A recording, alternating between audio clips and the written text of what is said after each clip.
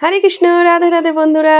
তো চলো, আমি তো গঙ্গাসাগর যাওয়ার দুটো ছোট ছোট ব্লগ দিয়েছি, তো এবারে দিই একটু বড় ব্লগ। তো চলো তোমরা দেখবে, তো তোমাদেরও ভালো লাগবে, আমারও খুব ভালো লাগবে। তো আমরা কিন্তু ভোর ভোর উঠে আমাদের কৃষ্ণনগর থেকে তো শিয়ালদায় যাওয়ার উদ্দেশ্যে রওনা দিলাম। তো আমরা কিন্তু এখানে সবাই মিলে, মানে বাড়ির সবাই মিলে, আমরা ফ্যামিলি সবাই মিলে যাচ্ছি। আমার বাবা মা কাকা কাকিমা পিসি ভাই ভাইয়ের বউ, আমার ছেলে মেয়ে, আমার হাজবেন্ড, তো ভাইয়ের ছেলে, আমরা সবাই মিলে যাচ্ছি। তো আমাদের ট্রেন কিন্তু ছেড়ে দিয়েছে। তার আগে বলি, আমরা কিন্তু যেহেতু অনেক দূরে পাড়ি দিতে চলেছি, সেই জন্য আমাদের সাথে কিছু শুকনো শুকনো খাবার নিয়ে নিয়েছিলাম, আর তার সাথে নিয়ে নিয়েছিলাম চা। তো আমি সেটাই কিন্তু পরিবেশন করছিলাম ট্রেনের মধ্যে দাঁড়িয়ে দাঁড়িয়ে। আর তো চলো, আমরা এবারে আমাদের ট্রেন ছেড়ে দিয়েছে, আমরা শিয়ালদায় আসলাম। তো শিয়ালদায় এসে আমরা কিন্তু সাউথে গিয়ে আবার কাকদ্বীপ লোকাল ধরলাম। তো কাকদ্বীপ লোকাল ধরে আমরা কিন্তু কাকদ্বীপে এসে নামলাম, নেমে ওখানে বসে আমরা কিছু খাওয়া দাওয়া করে নিলাম।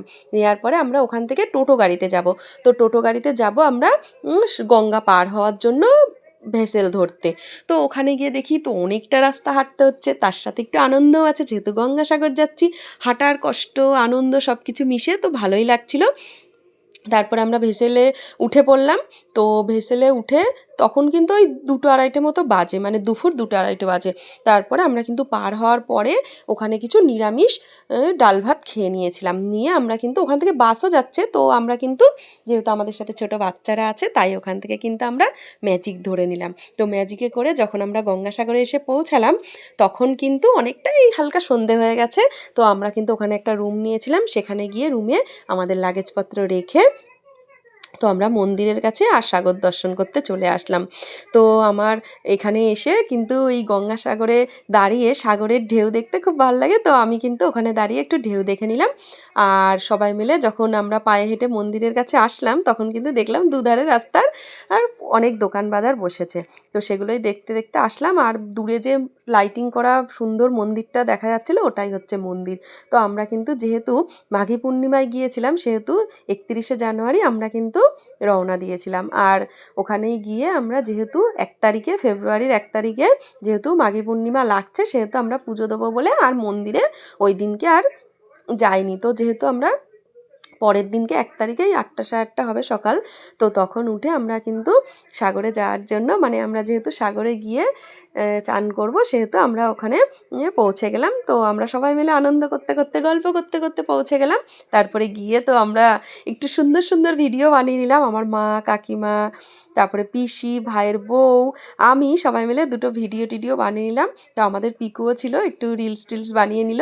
তারপর সবাই মিলে কিছুটা ফটো টটো তুলে একটু চান টান করে নিয়ে আমরা কিন্তু আবার পুজো দেওয়ার জন্য মন্দিরের কাছে চলে আসলাম। তো মন্দিরের কাছে এসে দেখি তো অনেকটা লাইন। তো সেই সাগরের ধার থেকে মন্দির পর্যন্ত লাইন। তো আমরা কিন্তু 2 ঘন্টা দাঁড়িয়ে লাইনে তারপরে পুজো দিলাম। তো পুজোটা খুব তাড়াতাড়ি হচ্ছিল বলে আমি আর ভিডিও ওখানে করা হয়নি।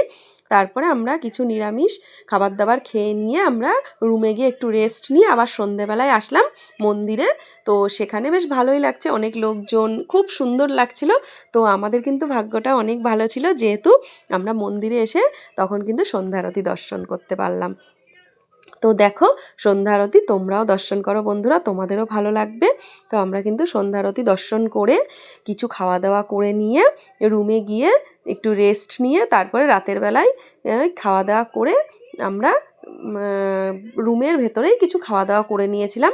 তো সেখানে খাওয়া দাওয়া করে রাতে আমরা সবাই মিলে গোছগাছ করে নিয়ে তারপরে আমরা পরের দিনকে সকালবেলায় উঠে, যেহেতু সকাল সকাল বেরোবো, তো আমরা রাতেই গোছগাছ করে নিয়েছিলাম।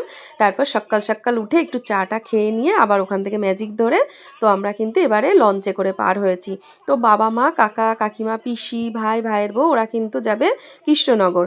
তো সেই জন্য ওরা কিন্তু ওখান থেকে লঞ্চে পার হয়ে ওরা যাবে শিয়ালদায় কাকদ্বীপ থেকে। তো আমরা কিন্তু কাকদ্বীপ থেকে গেছিলাম বাসে করে, তোমার দাদাভাই যেখানে থাকে কলকাতায়। তো ওখানে বাসে একটু ভিডিও নেওয়া হয়নি,